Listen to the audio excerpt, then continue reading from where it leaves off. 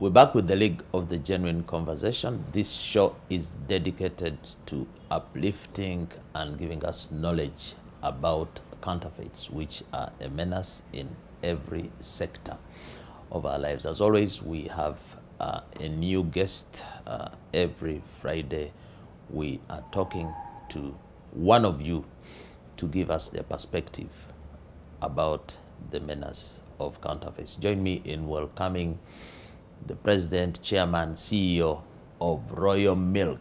Mr. President, you're welcome. Thank you very much. Mr. Mwanje Harry Joel. Yes, sir. Who is, by what background, Harry Joel Mwanje?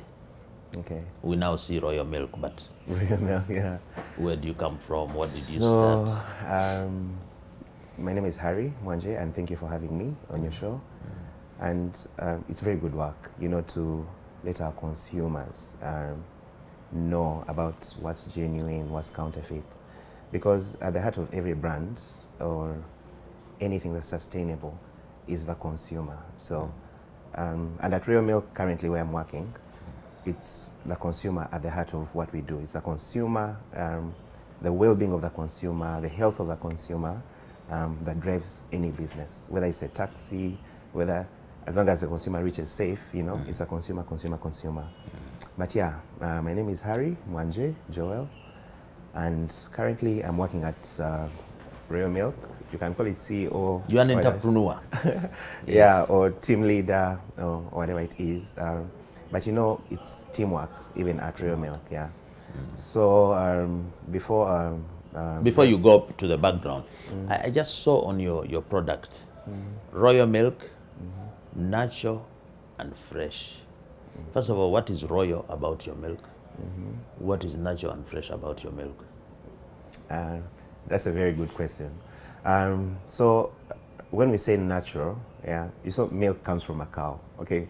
And from, but the milk that we have is natural. So we have pasteurized fresh milk. When we say it's natural, it's because it's not, we don't have any additives in our milk, yeah? So we get fresh milk from our farmers, and then we pasteurize it. So but pasteurizing doesn't involve putting some chemicals? No, sir. No, it doesn't.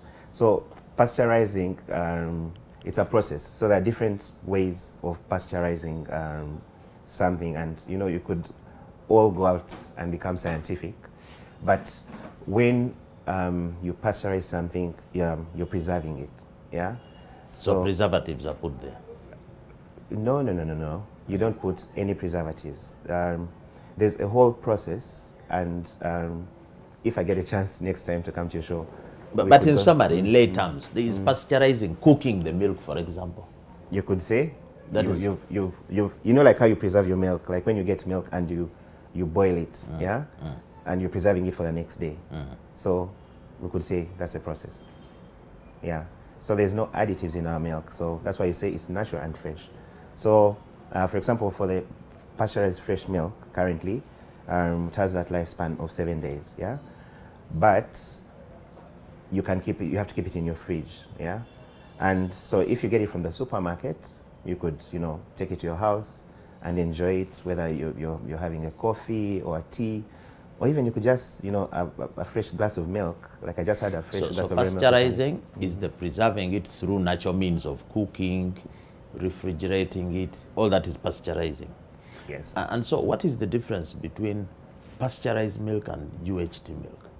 So pasteurized milk, even the UHT milk is, that's the extended long life milk. So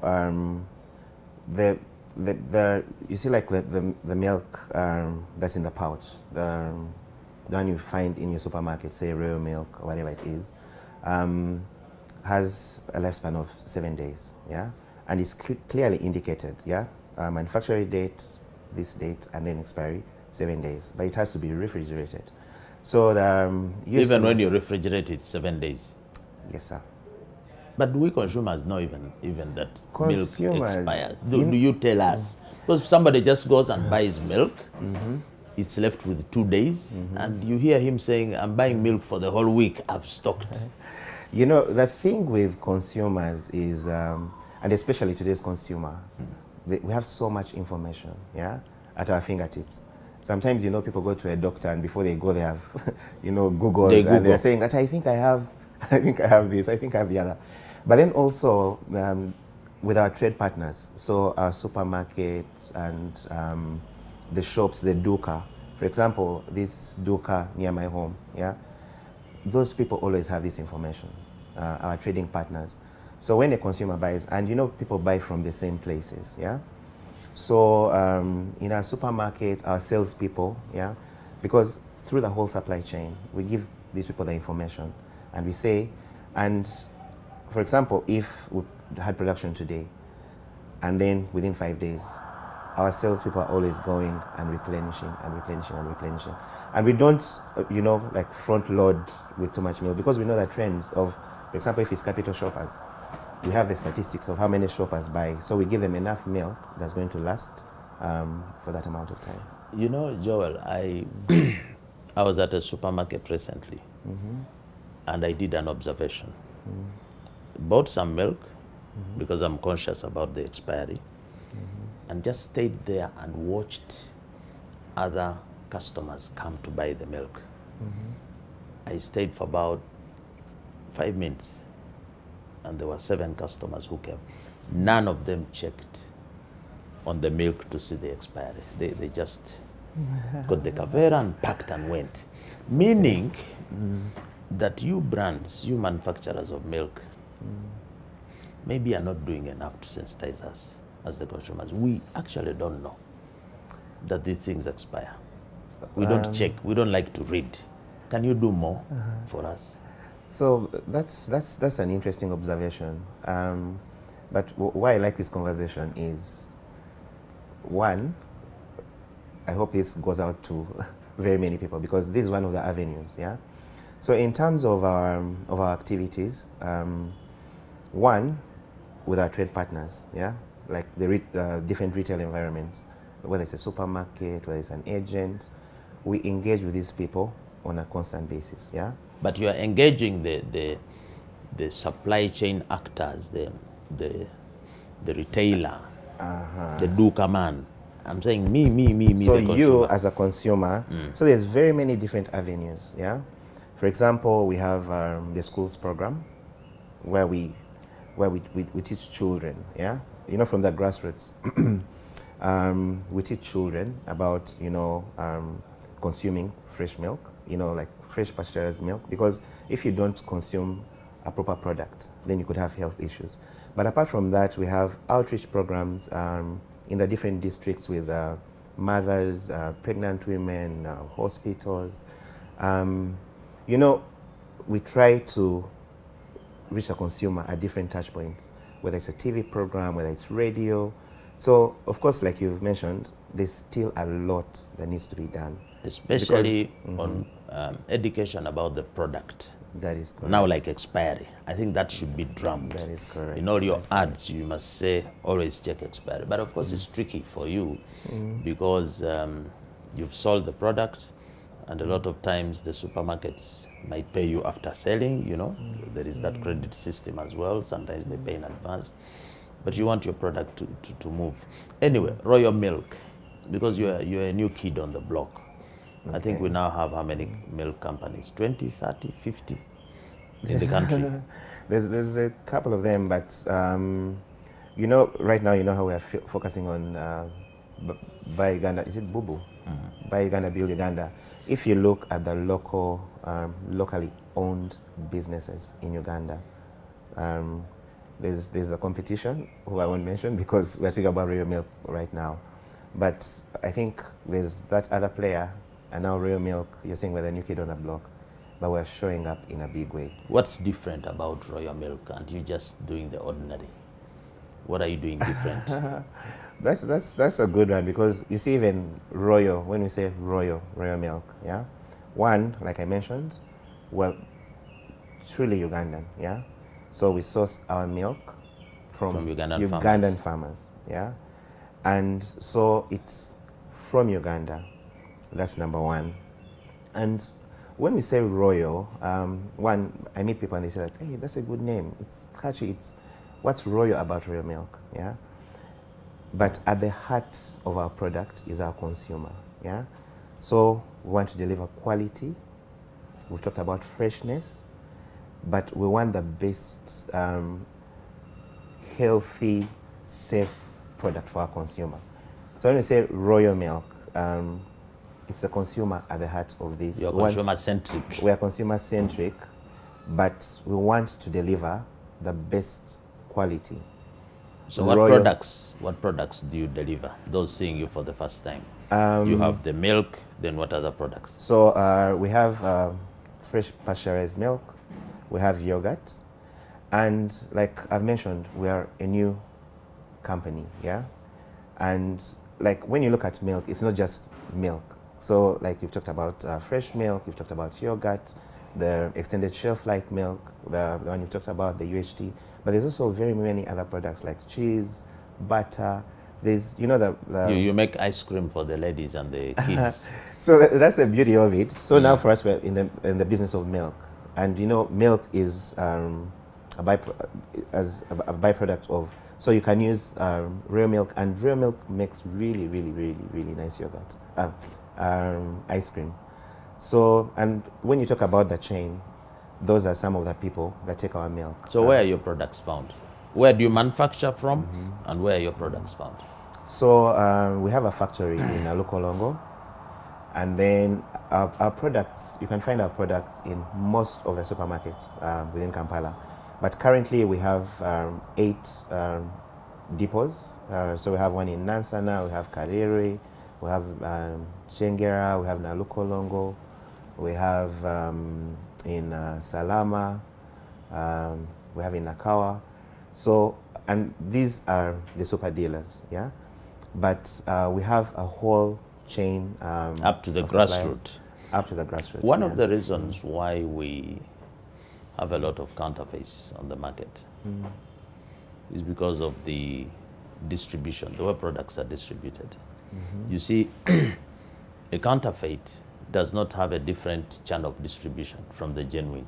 It moves within the legitimate supply lines. That's where it goes.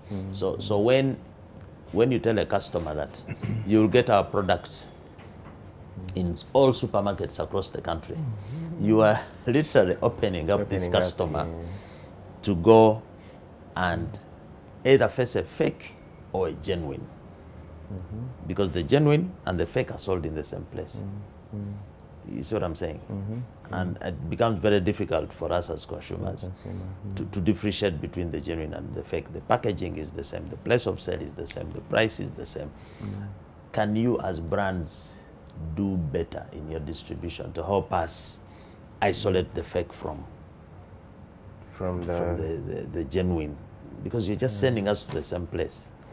So, yeah, that's true. So, because the products, we have consumers, then we have the real milks of this world. So what happens is, even in our communication, whether it's print, TV, radio, we're always saying, buy from recommended supplier. For example, like the ones I've mentioned right now, where the depots are. But then also, like you said, we still need to do a lot of sensitization. And so, for example, what are the markers of, say, an original royal milk from a counterfeit? You know, like how you can say, how do you tell this is a Mercedes and this is not a counterfeit Mercedes? So like you said, and that's something I've picked up, we need to highlight what are the markers, yeah? So things like UNBS mark, yeah? Or is it ISO certified and things like that. But even counterfeit people, you know, are very clever, yeah? But they will copy. They could copy. We're trying to develop an original trader program where you will have certification of the authentic, genuine traders. And so there will be a mark of excellence at a place, so you know I'm buying from an original trader. But that's for another day. Let's take a break. We're back with the second segment. This is the League of the Genuine Conversations, the only show on the planet that addresses the issue of counterfeits. We are here with Mr. Mwanje Harry Joel. I don't know why people like 3 names, but it's okay. Mr. Mwanje, milk production in this country is still low. I think the figures show that only 1/5 of the milk produced in this country, and we're right now doing about 4 billion liters, is processed or there's a value addition. The rest, our people are just taking raw milk. But my issue here is, how do you ensure quality of this raw milk that comes to your factory and then you process? Seeing as we have a lot of issues with the inputs that are used to produce this milk. Some cows are being injected with fake antibiotics. Some cows are being treated with fake acaricides for the ticks and so on. Quality, quality, quality. Because that's how we get contamination and counterfeits in milk. How does Royal Milk ensure quality? One, we hire the best people, yeah, to work with us. But it's the whole supply chain of the milk has to be monitored, like you've mentioned, from the cows, yeah, the quality of cows, the medicines they get and stuff like that. So at Royal Milk, we have many partners, like the Dairy Development Authority, we have IFAD, we have, so the government of Uganda. So you have inspectors there at the plant? When Yes, you're offloading the milk? So like there's a whole chain, which I can explain like in a minute. So what we've done, we have to make sure that the farmers have the right practices. So as Royal Milk, we have extension workers, yeah. Like at the office, we have a Dr. Wanyama, who's a qualified, he's been in the industry for so long, he's a professional, yeah. So he has a team of extension workers who are positioned within the different districts, say Bulisa, Masindi, Nakasongola, Aroa, wherever it is, yeah. So these extension workers who are put there by Royal Milk work in partnership with the farmers to, one, make sure, you've talked about the drugs that the farmers use. We recommend the right drugs with the right partners, the right feeds, yeah. And then we want to have a sustainable business. So if the farmer is not having the right practices, then we're not. So from the point of collection... So do you train the farmers? Yes, we do. On best practices? Yes, we do. So we have sessions with the farmers. And then apart from that, we don't use third parties. We have collection centers within the different areas, whether it's Busia, wherever it is. Now, when the milk comes from the collection centers, we even have a person that travels on the truck to make sure, you know how counterfeit can even start from when they're doing the delivery of the fresh milk. The transporters. Yeah, transporting. The guy could decide to stop in and put in formalin and take off put some water, and put cassava there. Yeah, so when we get our milk, we put a seal, yeah? It comes to the factory, it's inspected, we do our quality checks, and then we start the whole process. So when I'm taking Royal Milk, I am sure that I'm not going to have any dangerous bacteria there. I don't know, called salmonella, all those things. I can confidently say that you are safe. And yet, as a country, we have suffered rejection of our milk products. I think I saw something in June this year. Some 23 million liters of milk was stuck at the airport because of quality issues. Meaning that maybe we are lacking in... Royal Milk could be doing its part and you're still coming up, but meaning that these fakes can seep through and get into the packaged product until it reaches the airport and is rejected. That's the thing. So as an industry, of course, we need to, self-regulate, yeah? Even before waiting for the government or the inspectors to come, you have to self-police yourself, yeah? So it's nice that before I came to the program, you said you have those drivers of counterfeits, yeah? So are you clearly differentiated, affordability and things like that? So we need to self-regulate, but as the dairy industry, so we've had things like recently we had that the Africa Dairy Conference, yeah? That brings the farmers together, but then also there's the thing with cooperatives and things like that. So it's for us to sit on the table and say, how do we take this industry forward? But like you mentioned about the milk that was impounded, it's, you know, it's quite unfortunate, but it's a good thing that. But don't you think? Don't you think, because we can have the associations, the cooperatives, what is motivating people to counterfeit is greed, profit. You understand? Somebody wants to make. He has 100 liters, but he adds in 20 liters of water so that he makes more money, and so on.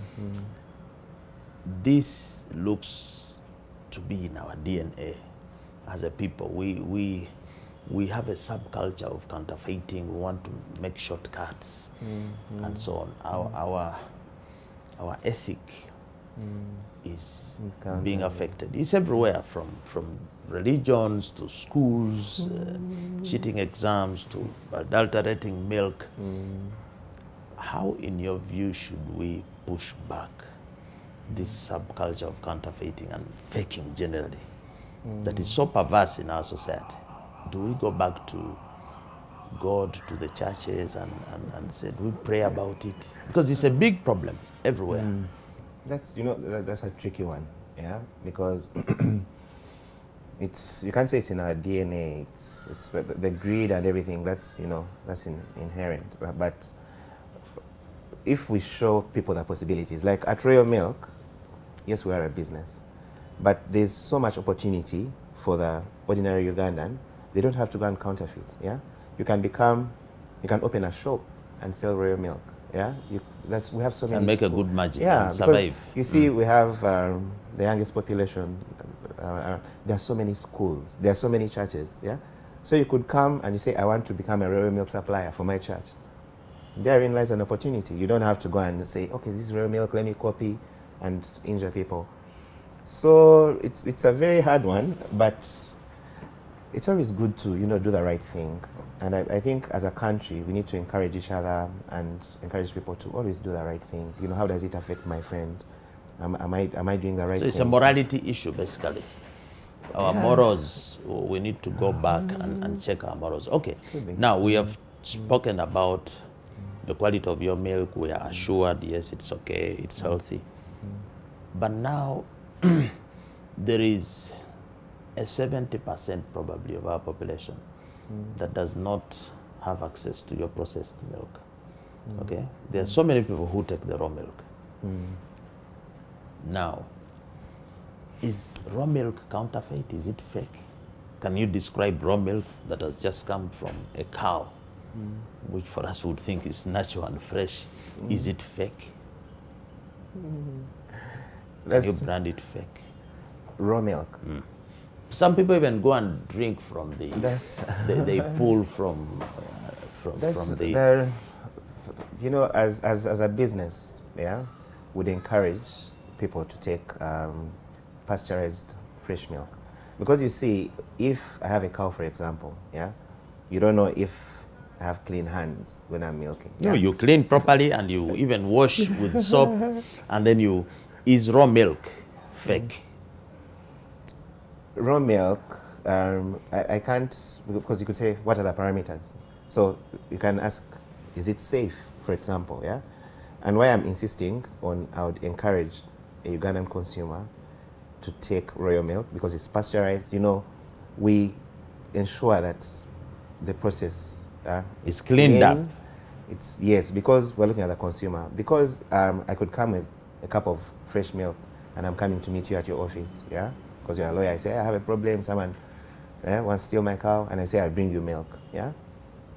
What's that process? Have I added water? Have I, you know, we're not sure about where it has been, how it's been Because, you know, the funny thing is, these days we are very health conscious. They'll even tell you that for vegetables, it's best you eat the tomato raw. So you see people nipping at raw stuff. So this idea of raw can also be taken into the milk sector to say, no, you take the milk raw. What are the dangers of raw milk? So there's so many issues that you could get. You've talked about the bacteria, you know, it's very, very dangerous, yeah, for your family, for example, to take raw milk, because, like I've insisted, you don't know what's in there, yeah. You don't know how it has been handled, yeah. For example, you know, like these farmers, you know, where I'm from the village, yeah. They could milk today and then keep it, and then tomorrow they get the fresh one and add, or the neighbor comes, or if you have the, you know, those milk containers, yeah. So I get the cup, then I put for the person in the jug, then I put the thing over there. So the fresh milk raw in its natural form without being tampered with, I think is all right. But it's contamination and all these other the whole issues. process. So your advice to us as consumers is that, okay, even if you get the raw milk, you've just milked it, cook it at least. That is true. That is true. Then it will be... Cook it. Where do you keep it? You know, in Uganda, and I don't know, especially in Uganda, there are flies everywhere. So you could even cook it, and then you leave it over there. So if you don't have a fridge, can you put it in a cupboard? You know, can you cover it? Yeah, and stuff like that. So it's a hygiene issue, basically. We should, as much as possible, go for the processed milk, cleaned out. And that's the beauty of it, yeah? Okay. Because now you have real milk available for you. Why should you risk your life, you know? And that's why I've told you, it's at the heart of our business is the consumer, the safety and health of our consumer. So you have real milk available, why risk your life? You know? But why are we consuming so little milk? What is our consumption per capita? Ugandans, are we taking enough milk? So that's the thing, because you know how Uganda is currently, yeah? It seems to be like a cash economy, yeah? So if you don't have cash, I don't know how you survive, but we are not taking enough milk, and that's where I'm proud to work with Royal Milk right now, because we are affordable, right? So when you go to buy a pint of Royal Milk... How much is it? So our recommended retail price is 3,000 shillings. So, and then for the half liter is 1,500, yeah? So, and I think that's at the shop, whether it's a supermarket, but you know, like you said, Ugandans are traders, you could find someone who's overpricing it. But for us in our communication, we say, this is a recommended retail price, because we want our product to be accessible to our consumers. And yet, as we close this, I was looking at the farm gate average price. From the farmer. What are you paying? I think it's 1,000 shillings or less or around there. Yeah. And yet you find it on retail. The average retail is between maybe 1,800, 1,600. Depending on where you buy. So you can see the margin. Half the money, the farmer who looks after the cow and struggles with it and milks it, loses half of the income to you guys. That's an interesting one. So what happens is, like I've explained, we want to be a sustainable business, and without the farmer being happy, then we won't have a sustainable business. So we deliver the best price, right? And then, you know, there's a whole chain of how we could do, okay, fine, transportation, power, processing, the added costs. The added costs.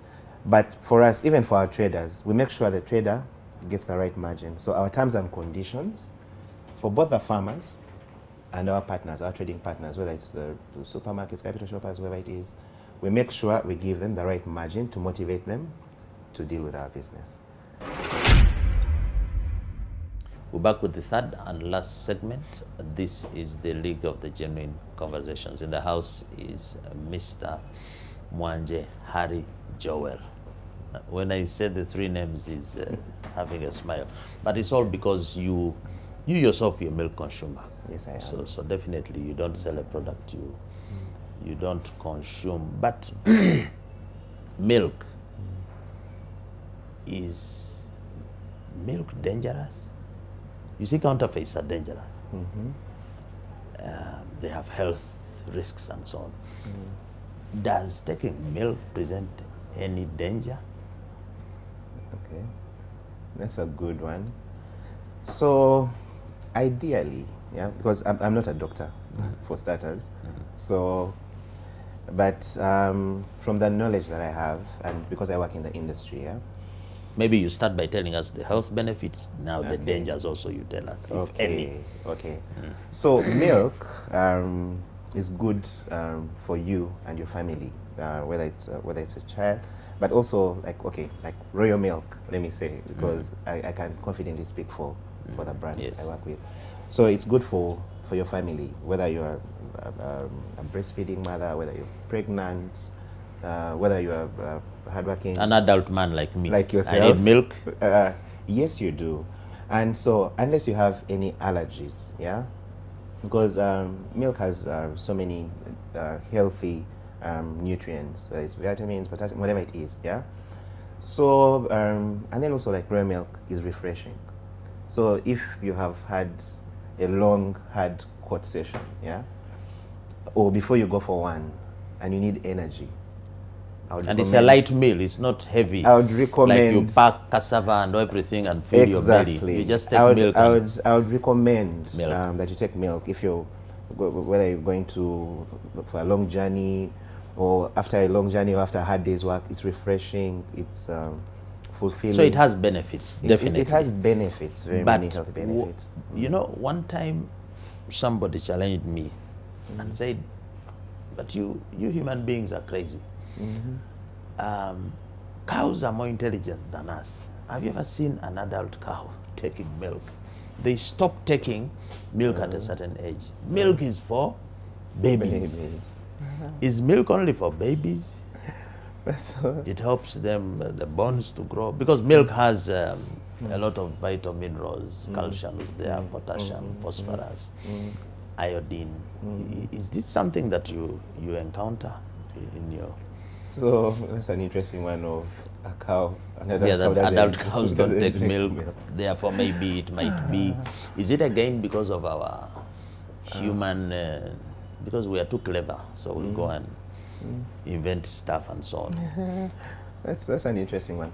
So milk, like I've mentioned. So when you take milk, there's so many formats of how you could enjoy your milk. So apart from drinking the fresh milk, you could have a coffee, you could have a tea, African spice, whatever it is. But there's yogurt. You can use milk, you know, when you're cooking, baking. So milk, you might say that you don't drink maybe milk in its raw format, but it has so many other uses. So it's part of our everyday life. It's part of our everyday life, and like you've mentioned, all the benefits. So if you use your milk to bake your cake, so you're not losing that calcium we've talked about all those other benefits. Yeah. And yet, some people say that the modern cow, which produces the milk, lives on medicine. You see these cows in the village roam around and they never get an injection from a vet. That this milk we get, especially you call them what, hybrids, I don't know, these Frisians and so on. These guys live on medicine. But is it true that if you're having a dairy farm, you must have medicine for these guys, the cows, to produce, you know, all the time? That's what is it called? Catch-21, Catch-22. So it's like, I can ask you, for example, can you live without medicine? Maybe yes, very maybe difficult. Not. Yeah, so it's very difficult. And you know, our government also has a big role, even us. That's why I've mentioned the extension workers that we have placed within the different districts. You know, for whether it's pesticides, or if a cow needs an antibiotic, maybe, yeah? to keep it healthy, to give a good yield and so on. So in other words, the problem is not the medicine, but maybe the usage. If you get fake antibiotic. Exactly. So that this work that you're doing, the anti-counterfeit network, has a very, very, very big role to play. Because if we had proper medicine, proper veterinary drugs, then we didn't have an issue. But the cows start getting problems because of the counterfeit issues that we're talking about. So some cows get blind. They spray acaricides and the cow gets blind. So that's what complicates the issue. And then you have the health of the animal compromised, and then even the human health as a result gets compromised. Okay, let's talk about something that I'm very, I have a passion for, yogurt. I like the probiotic yogurt. Unfortunately, I also hear that there is fake yogurt. Can you speak to that? How safe is the yogurt we are taking? How do you keep royal milk yogurt safe? Okay, so that's the thing. Now, because like we had talked earlier, people are after getting a quick buck, yeah? So yogurts, you know, when you process something, then there's a whole process involved, yeah? So I would encourage someone to get their yogurt from a trusted source, yeah? And I can say royal milk. Because remember, consumers are innocent, yeah? And for them, when they want yogurt, they might, like you say, they might not read the label, yeah? So where do you get your yogurt from? Where do you buy it from? Is it from royal milk, or is it from any other, you know, any other source? But like you said, something that's counterfeit is not safe. So consumers should always. So do we have fake counterfeit yogurt? There's some counterfeit brands out there. So when you're a consumer, those markers you've talked about, does it have the UNBS? What are the telltale signs if I go to a supermarket and I want to get a good yogurt? How does it look like? What are those things, at least to be assured that this is safe? Any tips you can give us? So just make sure it's royal milk. No, okay, yeah, royal milk, of course, you have the standards. So, but are there any? So apart from that, when you're looking at a product, when you go to a supermarket, you know, like some of the markers that you see is, like, you know, when you see the manufacturing date and whatever, if it's smudged, if it's, you see it's not clear, the print is not great. So the quality of the packaging, is it quality bad? Of the packaging, yeah. So some of the things, like if it's, say, royal milk, I'm giving you an example, and someone has called it loyal, not royal, you know, because these people play with the colors, they miss a dot, the trademark. So what about storage? If I go into a supermarket, power has been off, the generator is not running, it's on and off, can I go to the section of milk where the refrigeration is not working and just pick the milk? Isn't the storage also an issue I should look out for? Yes, it is. And this whole thing of Yaka has gone off and the boss has gone to town, I can't load Yaka. Actually, there's another very important one for the traders. You know, when people are leaving their shops, they turn off the fridge, say they're saving power. But the fridge should stay on. Because remember, the fridge has a thermostat. At least most fridges. That now also goes back to the thing of counterfeit.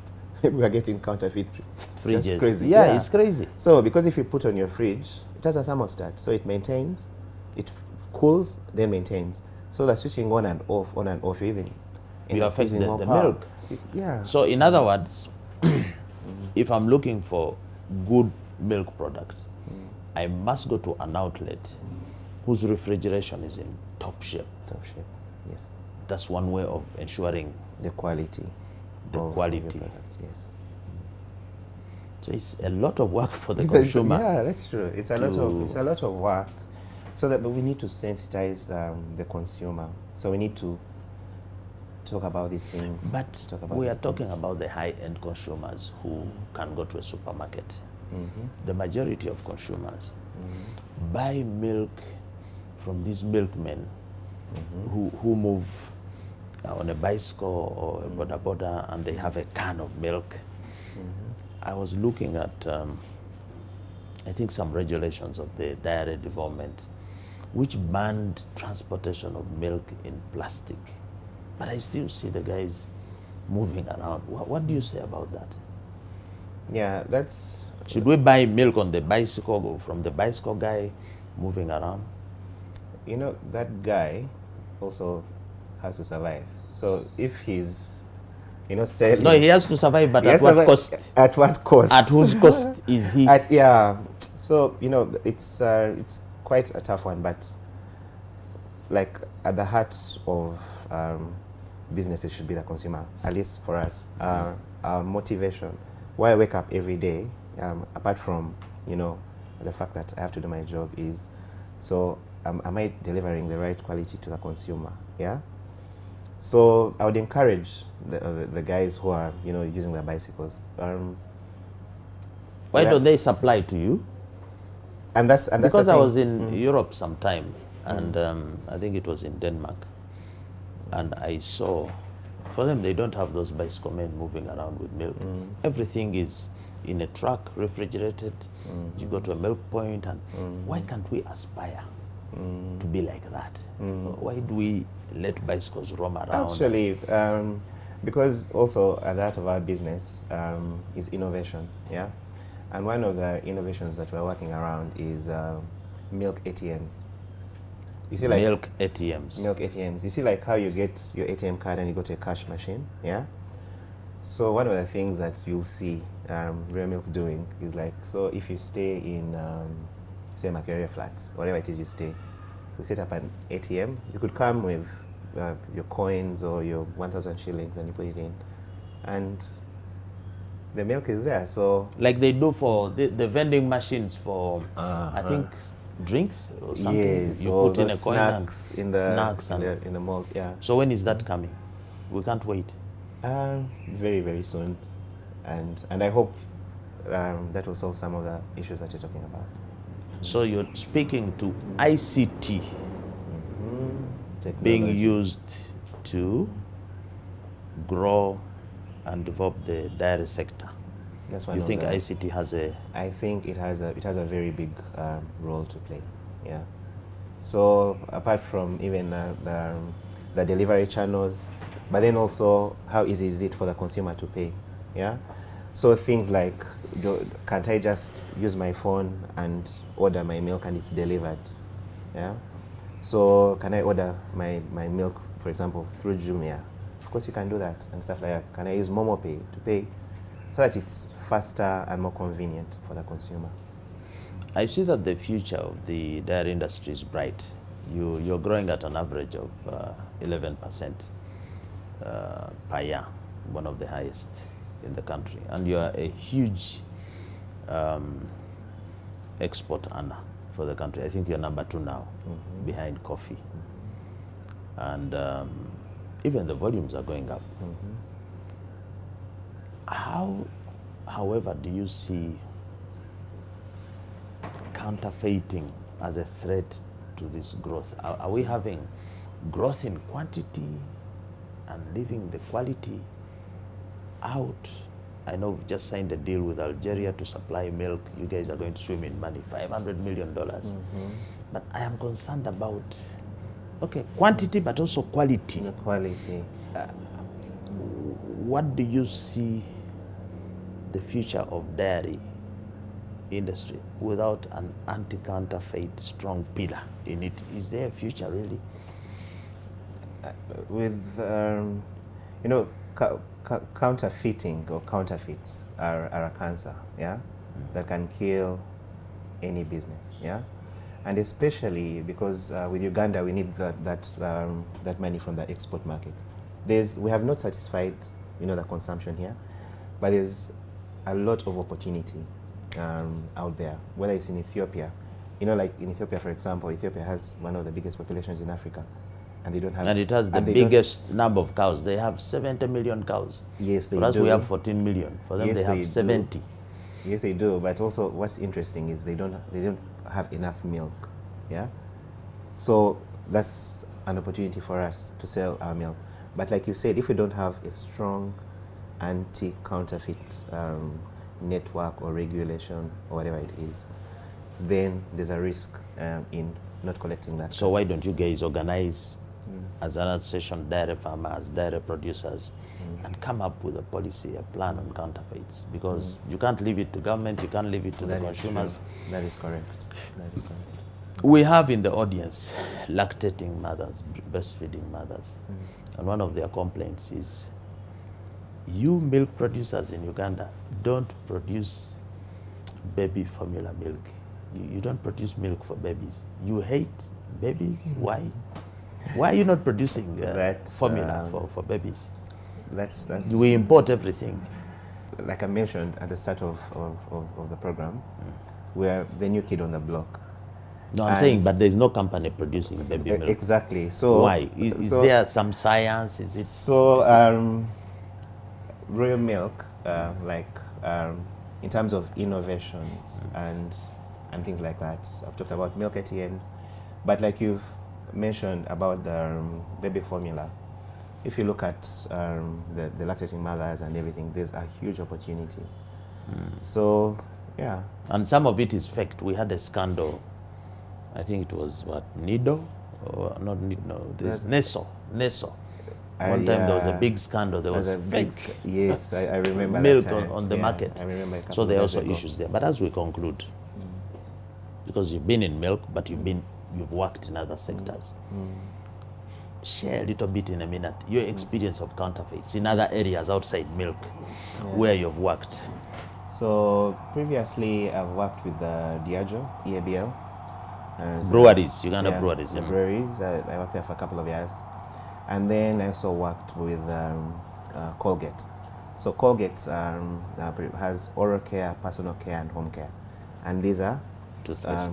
So toothpaste, mouthwash, soap, And counterfeit, I can tell you, was a serious issue. Because the consumer goes and asks for, say, Colgate, They don't know, is the green this shade, is it? So it's like, hey, how come it's cheaper today? It's supposed to be this price.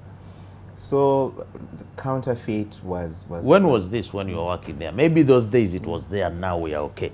Which year was this when you were working with? So I was with Colgate just before COVID. So that's recent. Yeah, that's recent.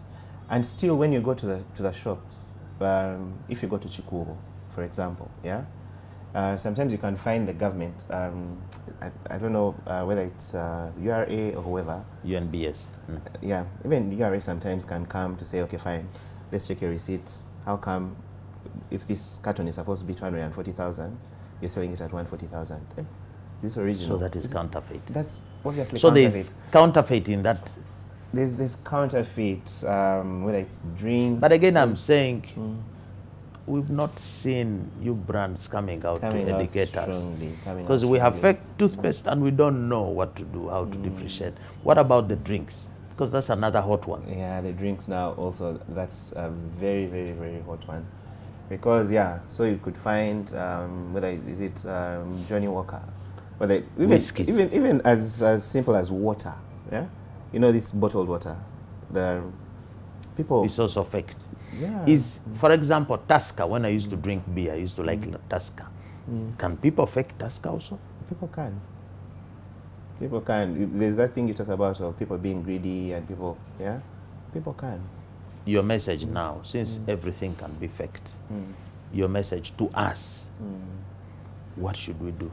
Your message as we close. So for me, for the consumers, be very vigilant, Don't try to cut corners, So if you're shopping, shop from the right place, And then buy trusted products, Whether it's a chapati, whether it's milk. So they'll tell you we don't know who to trust. You don't know who to trust. So trust Royal Milk. For now, let me stick to the industry I know. So, buy Royal Milk because I can guarantee it's a genuine, quality, healthy product. And then from trusted sources, So whether it's a supermarket or a duka or an agent, that's my message to the consumer. We have to come to an end. That has been Mr. Mwanje Harry Joel. He insists to be called by the three names. But he is from Royal Milk, and he says there is life in every sip of Royal Milk. So we're going to try it out and see. Thank you so much for making the time. We hope our audience, as usual, you have learned a thing or two. We keep this program the way it is because it's not possible to have a conversation in just 5 minutes. These are very detailed things that we're talking about. So we appreciate the fact that you make a date with us every Friday. We appreciate that you subscribe. If you've not subscribed, if you're new here, the only show on the planet which discusses the menace of counterfeits. So we need to sign off. Don't be fake. Buy and sell genuine.